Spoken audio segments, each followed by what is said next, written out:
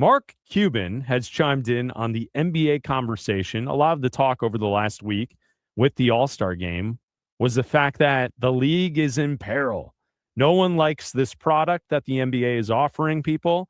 And the biggest issue that Adam Silver had to answer to over the weekend for All-Star weekend was tanking and the issue of tanking in the NBA. Mark Cuban used to be the owner of the Dallas Mavericks, no longer is, but I think he's pretty smart on NBA topics.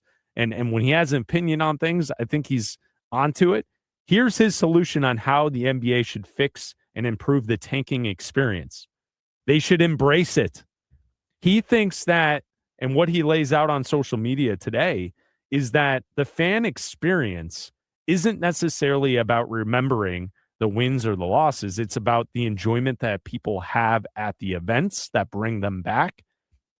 And that if teams who are trying to tank, if the league embraces that a part of the way you can fix your franchise for the future is by losing games and embracing that leaning into that idea would actually benefit the league instead of trying to penalize and trying to act like tanking is not something that is taking place in the NBA. Yeah, this is part of his tweet. We didn't tank often, only a few times over 23 years, but when we did, our fans appreciated it, and it got us where we could improve, trade up to get Luka and improve our team. The NBA should worry more about fan experience than tanking. It should worry more about pricing fans out of games than tanking. You know who cares the least about tanking? A parent who can't afford to bring their 3 kids to a game and buy their kids a jersey of their favorite player. Tanking isn't the issue.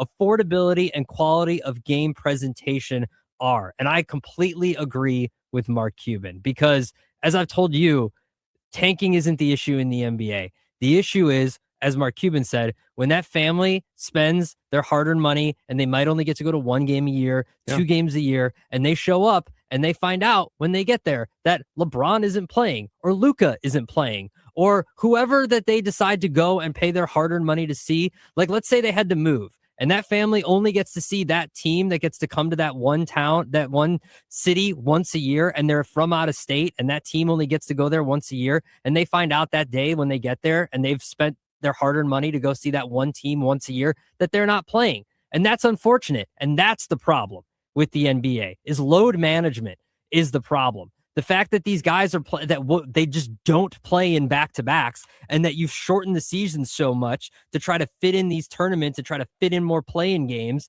That's the problem with the NBA. Tanking is not the issue in the NBA. That's not it. I think we've seen a movement in sports from a few owners who kind of get that. You know, we've seen a couple of situations, whether that be in Phoenix with Matt Ishbia and offering up some concessions that are under $5. Mm-hmm. I know for years that's been a theme with Arthur Blank and the Atlanta Falcons and their new stadium in Atlanta is that they offer up concessions that are reasonable. And I think that all goes into play in this conversation is that the game is not affordable for most families. And then you pile on the conversation about what Adam just said, where half of your stars don't really play every night. And if they have a little boo-boo or they're a little tired because they're flying in airplanes first class all over the country, they need their load management and rest.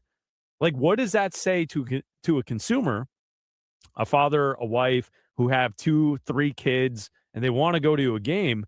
You're spending probably between 4 people at least $600-$700 Oh, yeah. to go to one NBA game, and you get to that game and Luka Doncic is resting for that game. Like, that sucks. And it's a trickle-down effect where the product is harmed by it. And Cuban's right that if the product was better and the concessions were more affordable and it was fun to be there and the team, you knew that it was just a one-time losing season, but hey, they've got this entertainment at halftime and they got this. And oh, by the way, the popcorn is $1. Yeah. And like, then, you know, you have a daughter, like, is she, if you took her to a game, she doesn't care on whether or not an all-star is playing or not. Dude. She would be thrilled with $1 popcorn that you were able to purchase her, all right? She cares if Benny the Bull comes by our section. That's yeah, all right, she would right. care The mascots. about. The kids care about the mascots. That's all she cares about. Like, and the fact that that parents are priced out of these games. And like, yeah, like I care if my favorite player is playing, but and as she gets older, she'll care if her favorite players are playing. And that's the problem. Like the message to NBA fans now is don't buy tickets to back-to-backs because they're not going to play. Yeah, like absolutely. what's the point?